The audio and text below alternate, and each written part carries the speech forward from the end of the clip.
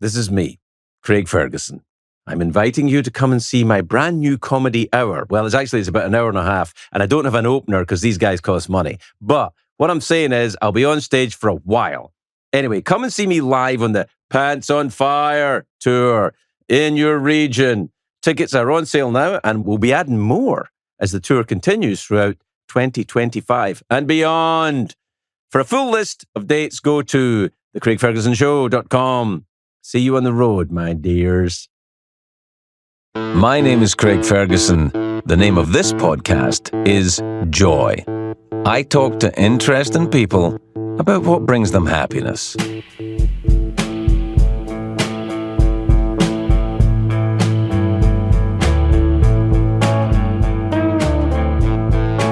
Hello, everybody.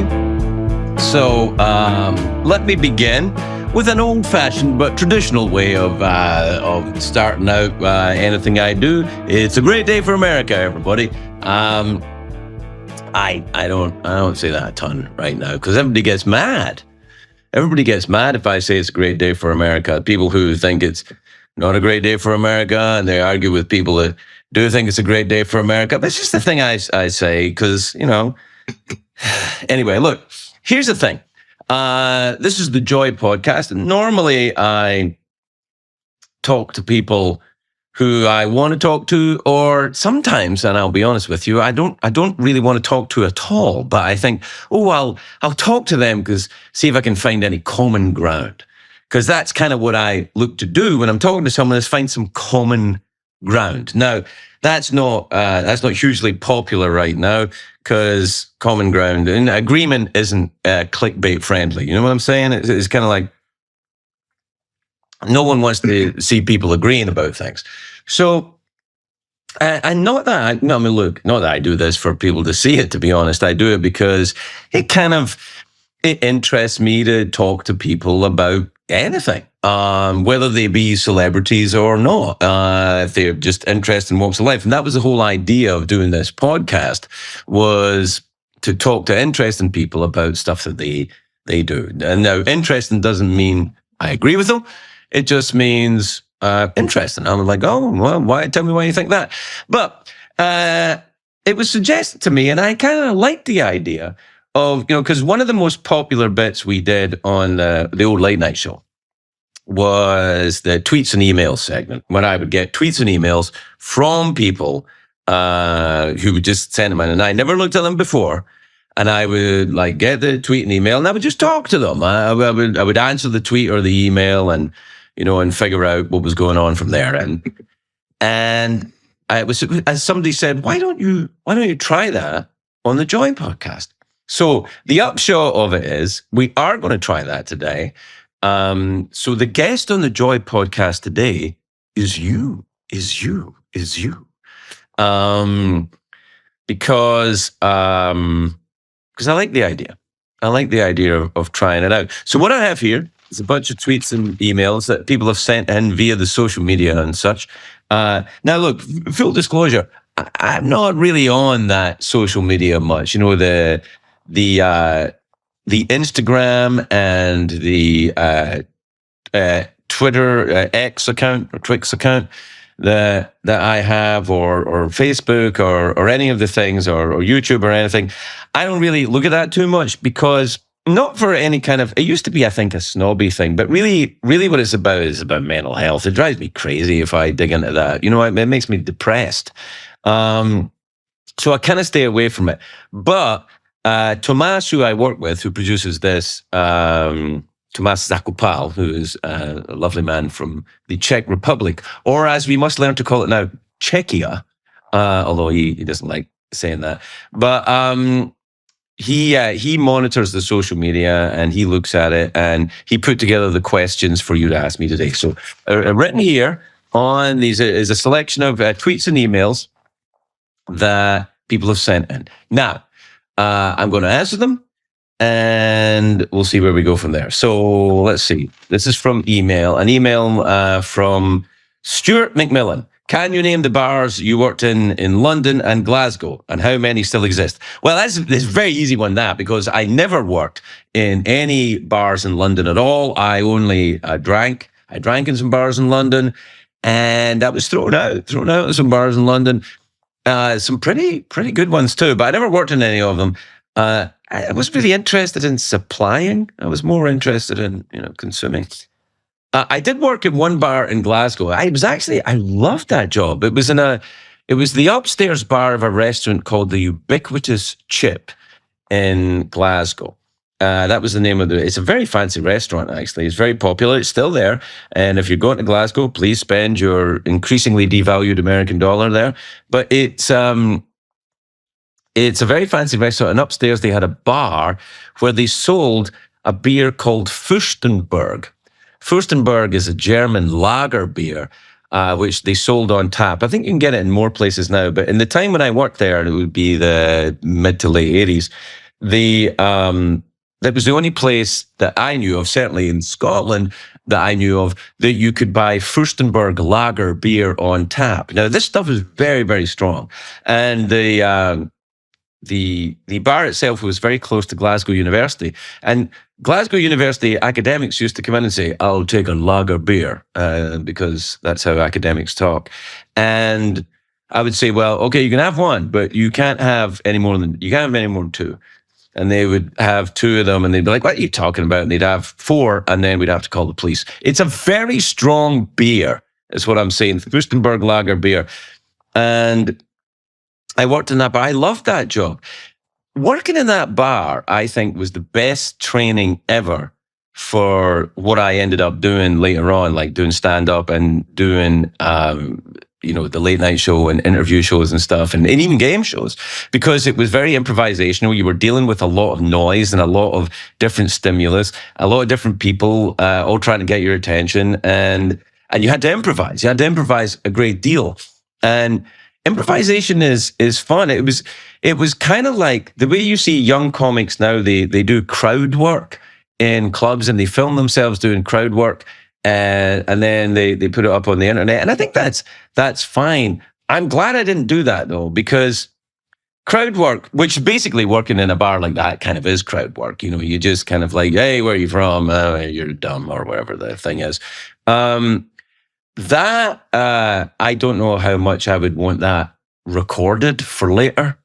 It's one of the things I think about, with younger people now, particularly younger performers. I think it's great that they have access to so much media so quickly, but I also think there's a downside to it, which is, and many have run into this already, that a lot of the stuff you do when you're starting out isn't perhaps your best stuff, or your most sensitive stuff, or your more thought out stuff, your more considered stuff.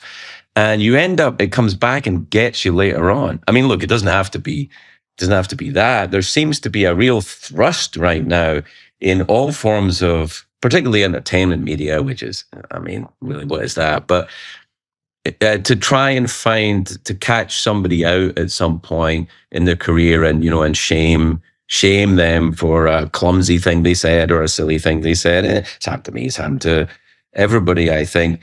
I think it's mean-spirited.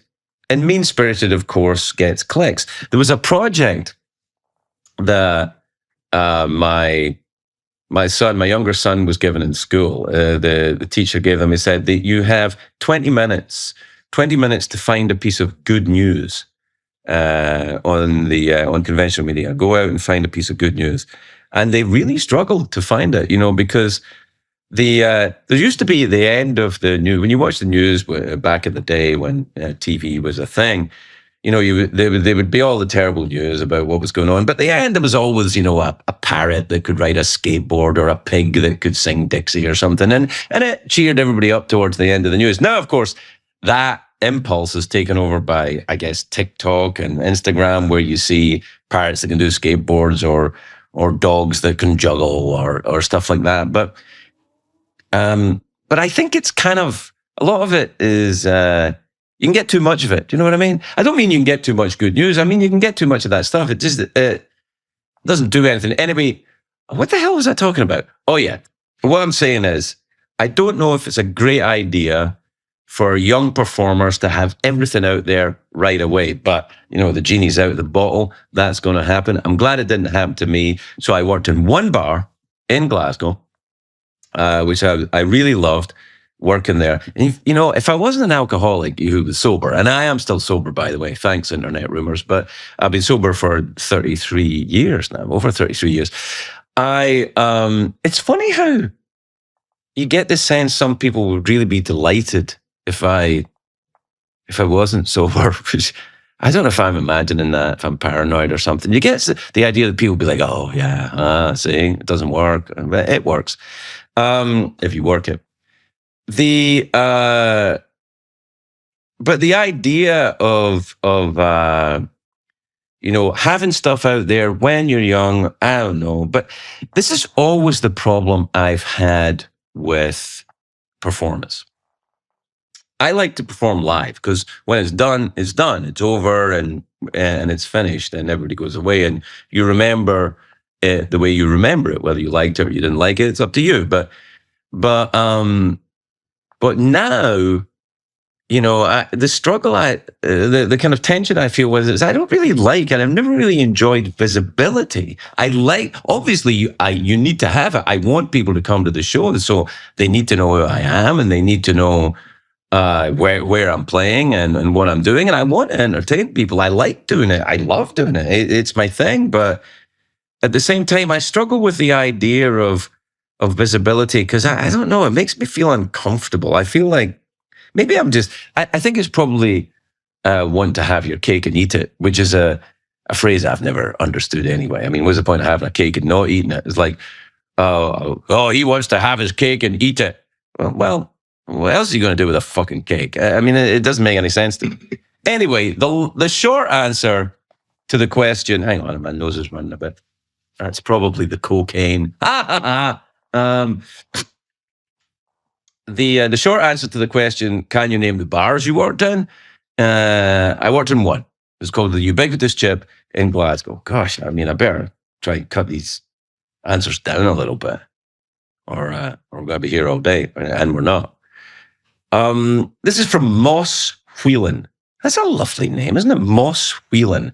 It sounds like a village in the middle of England somewhere. Welcome to Moss Whelan. Enjoy the cricket. Moss says, would you ever make a puppet show for kids? The rabbit on your old show always seemed joyful. Yeah.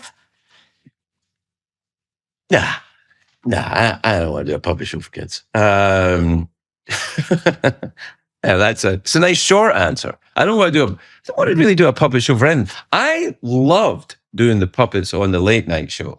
But the reason we did the puppets on the late night show, and I think I've talked about this before, but it was really because we had no money.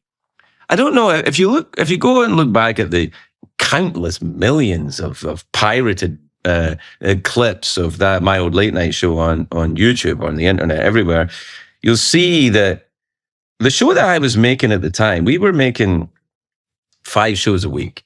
And we had really, honestly, no money to make the show. We were making it, we had no band. We had very few writers. We had very few resources.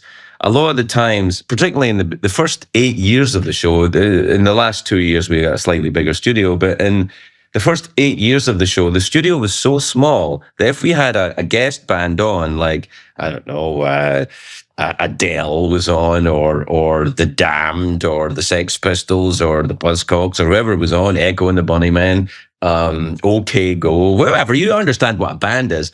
But when they were on the show, we had to record the band first, let them play their music, and then we had to move all their equipment off so we could get the late night equipment on, and then I would do the show, and at the end of the show, when the band would be on, I would pretend to introduce the band, and then we would edit the band in. But I'd already seen them, and so had everyone else. It wasn't ideal, but it worked for us. Anyway, the puppet thing was, we just saw some puppets lying around the office. We thought, we'll try that. And it resonated with people. People do love puppets. I think because puppets can say things that humans aren't allowed to say. That's the convention, isn't it? And I think that's true.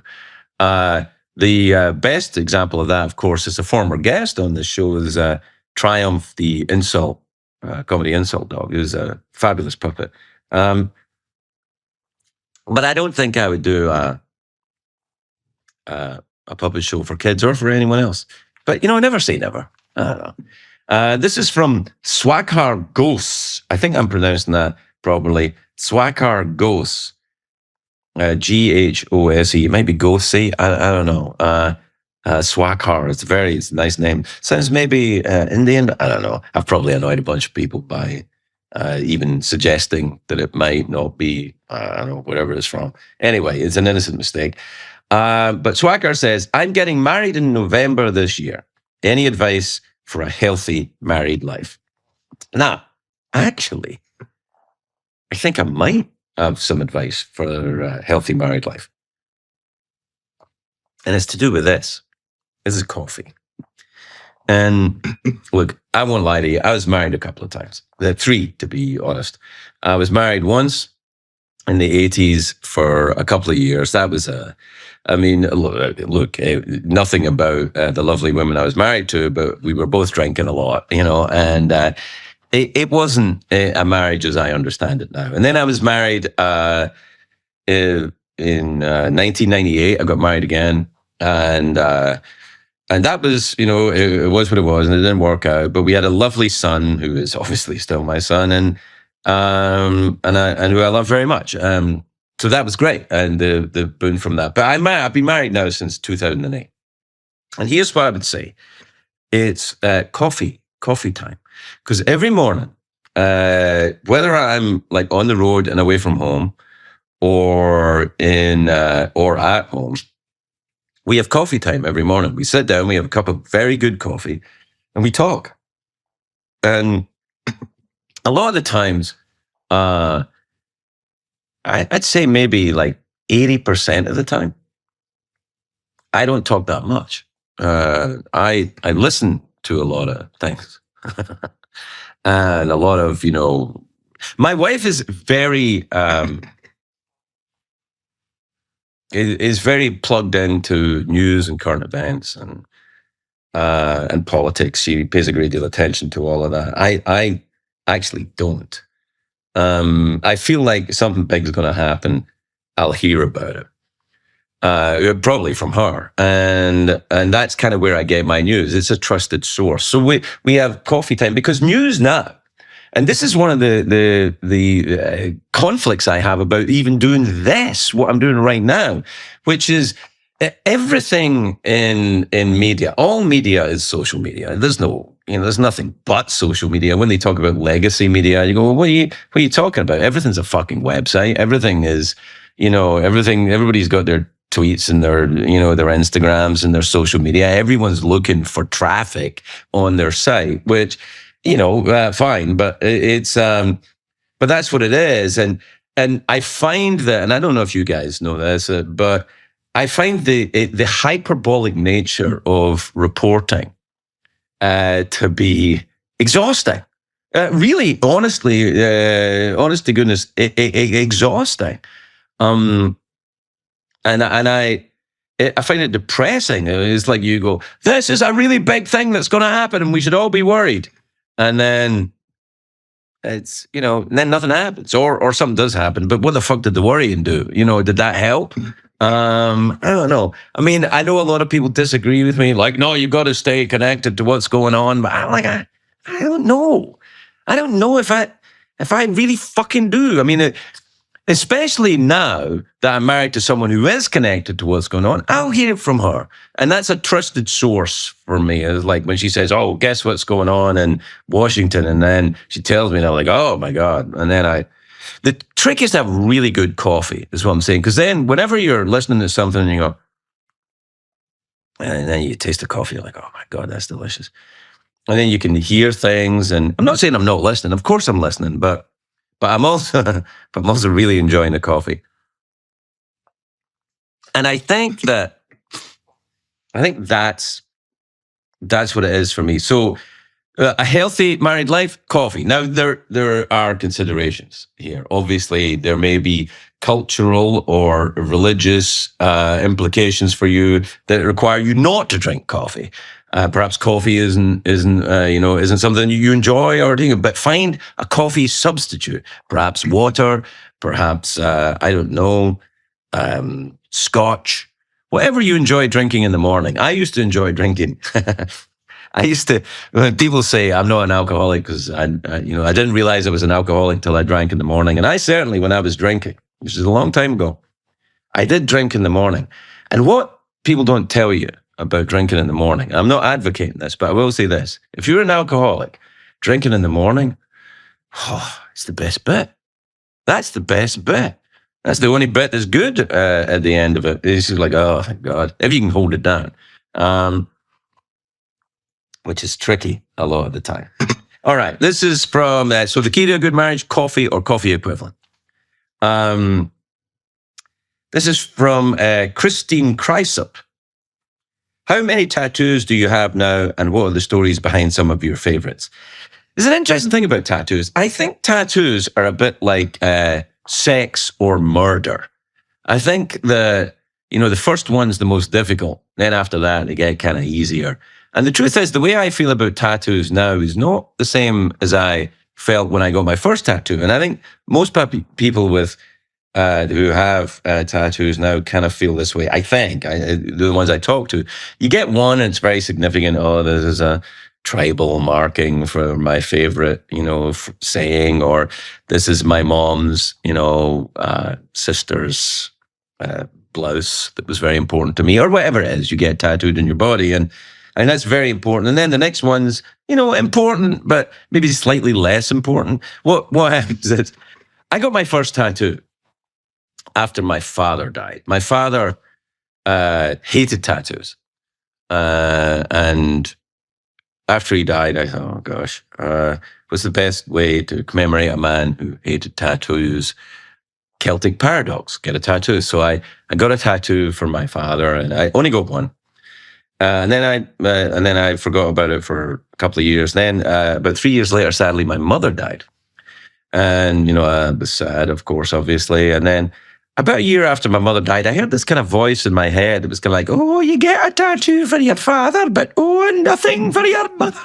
So I thought, all right. So I got my mother's family crest. I got my father's family crest tattooed, and then I got my mother's family crest tattooed. Interestingly, father's tattoo, the family crest of the Fergusons, went on in about, I don't know, hour and a half, 2 hours, hardly any pain at all. Mother's family crest, 2 days, agonizing. I don't know if that's significant or not, or maybe it says something about me.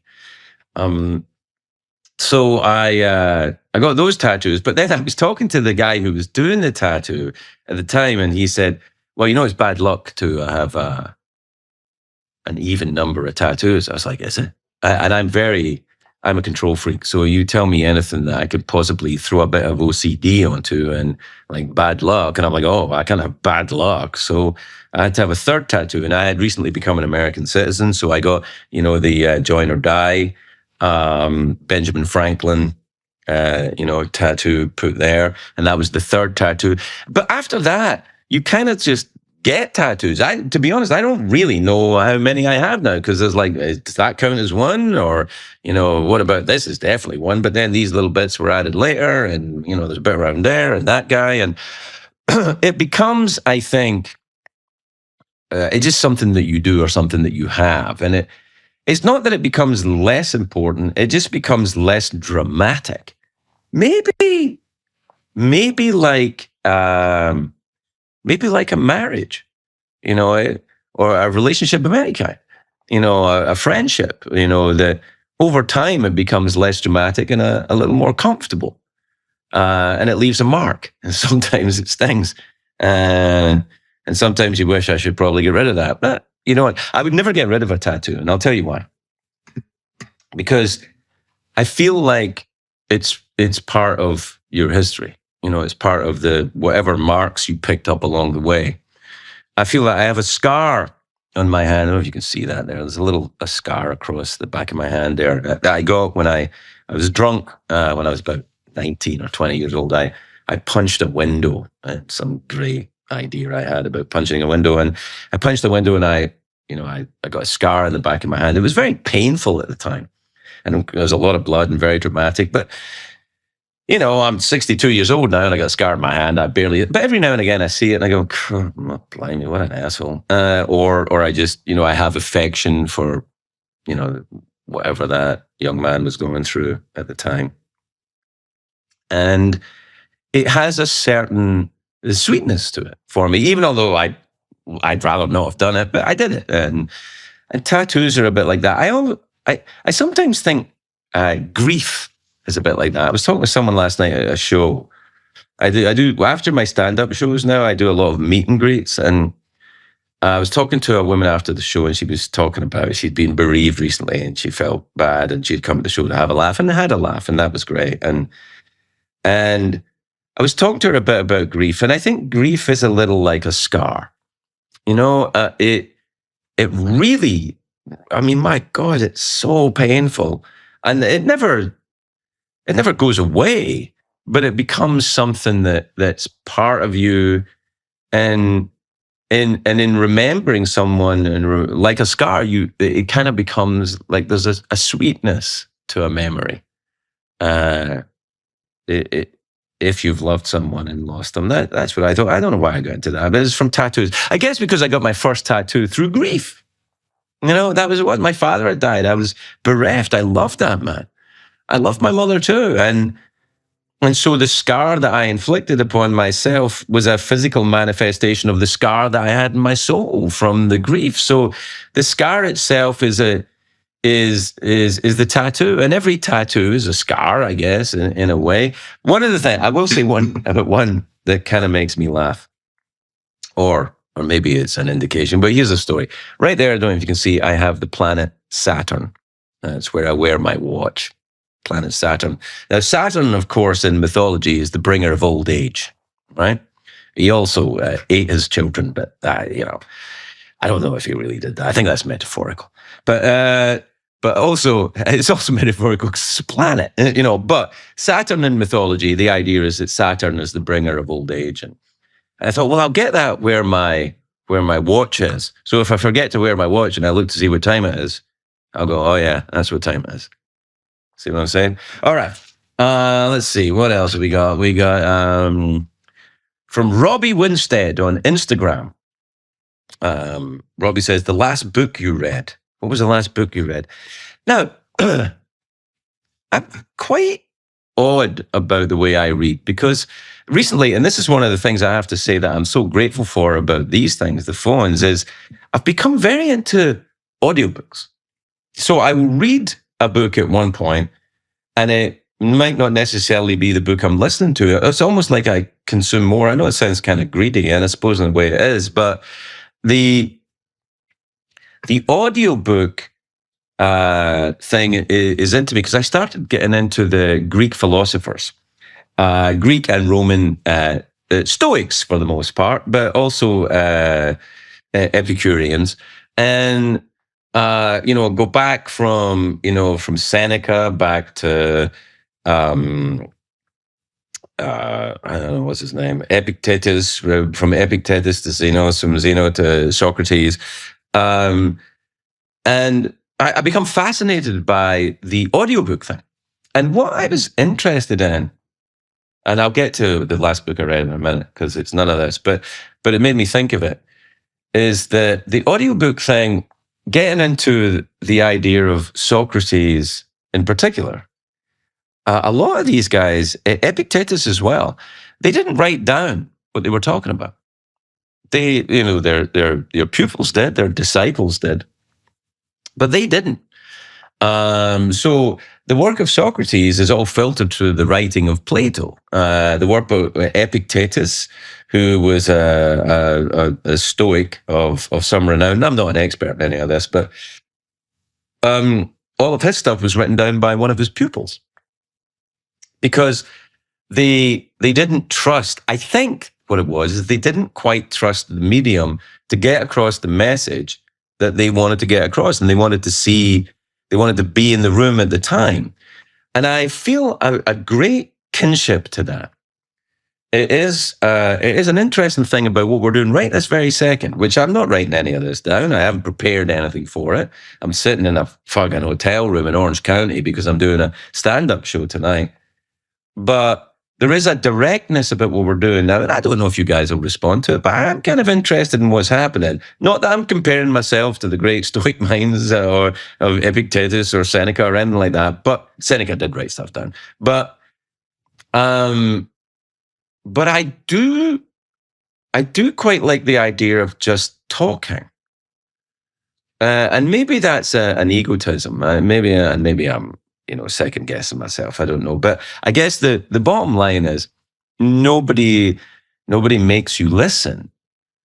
Um, I mean, it's one of the things that I'm doing myself now is I don't listen to the as much as I can avoid it, the cacophony of the media of all stripes. It doesn't matter if it's left or right or red or blue or anything. Everybody's fucking yelling all the time, and I feel like I can't hear anything when everybody's yelling, and so I've become interested in audio recordings of the writing of the great Stoics. There. Now, the last book I read was a book by Robert Harris, who's a great writer. It's kind of in the same theme. He wrote a trilogy of books, which I highly recommend. Really very entertaining and very knowledgeable about the life of the great Roman statesman and, let's be honest, Stoic, Cicero. And he wrote it from the point of view of Cicero's slave, Tiro. I think that was his name. And Tiro actually apparently did write a book, but it was lost in antiquity. It was lost in history. So Robert Harris wrote 3 books about that. And assuming the role of Tiro in the writing, which is it's just fabulous writer.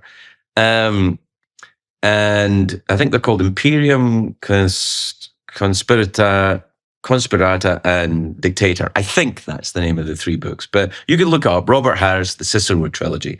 And they are set at the time when Rome was transferring from a republic to an empire.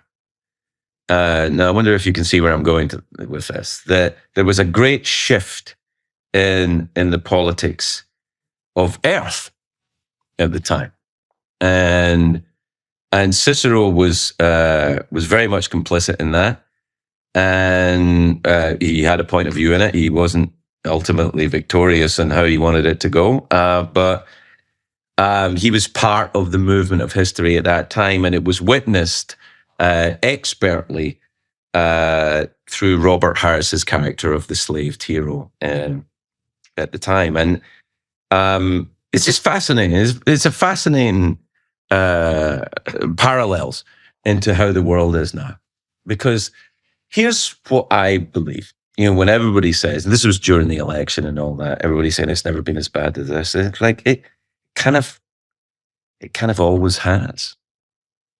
It always has been like this. This is how it is. But what it requires of you right now is to try and sift through the noise. I think it was, look, I'm probably misquoting this terribly, but I don't know if I'm sure I'll be checked in the comments and stuff, but luckily someone else will read them. But there is a quote, I think it's an indirect quote: beware the man that bangs the drum of war, beware the man that says the enemy is at the gates, because I am that man and I am Caesar. Chilling, isn't it? Keep the people scared of everything all the time. And then, it doesn't matter what you're trying to steer them into, just keep them afraid. And by having people afraid, having people frantic, they're easier to herd. But that being said, I also have another theory that kind of is in opposition to that when it comes to the idea of, what I mean is, like, when I talk to my wife, she's always like, she's not a conspiracy theorist, but she sees, this is what they're trying to do, or this is what these people are trying to do, and I'm like, I don't see it that way so much, because I don't think people are that competent. Whenever I've met high up people in the level of corporate stuff or, governmental positions, and I've met some very senior people in both of these worlds, I'm always shocked by how fucking dumb a lot of them are. Most of them. Just, not even dumb, just kind of like they don't have that. They don't have the kind of wherewithal to put a conspiracy together. Hardly any of them can put a fucking golf game together. I mean, it's not that golf is a sign of intelligence. It's absolutely not. But it's a lovely game. I feel like it's a lot of the time the answer is incompetence, not conspiracy. That's what I think. Of course, I could be incompetent, or more frighteningly, maybe I'm part of a conspiracy, but I'm not. I can't join anything. It's one of the things that really I learned about myself when I was doing late night. And late night is a let's be honest, a fraternity for the most part. Certainly was then. Of about, maybe at that time it was half a dozen guys, and I couldn't even be part of that. I'm not a great joiner. That's why I never really worked as a band member, especially if you're the drummer in a band, which is what I was. I mean, you want the drummer to be part of things, not working on his own. If you do that, you end up with the police. Know what I'm saying? You know what I'm talking about, Sting. That guy speeds up all the time. All the time. I hear him. Anyway, God, how long have I been talking? Ooh, okay. So look, here's the thing. I've got a bunch of emails here. I don't know how you guys feel about this format. I'm kind of okay with it. I think it's worth exploring a little more. I'll get more specific, and I'll stay on the.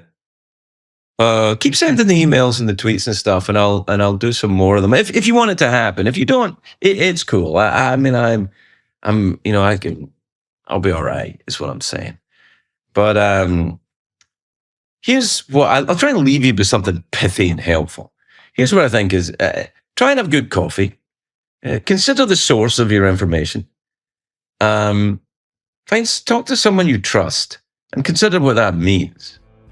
And also listen more than you talk, which is rich coming from a guy who's just talked at you non-stop for the last half hour. And I guess I really believe this, and this is for everybody. Light the fuck up.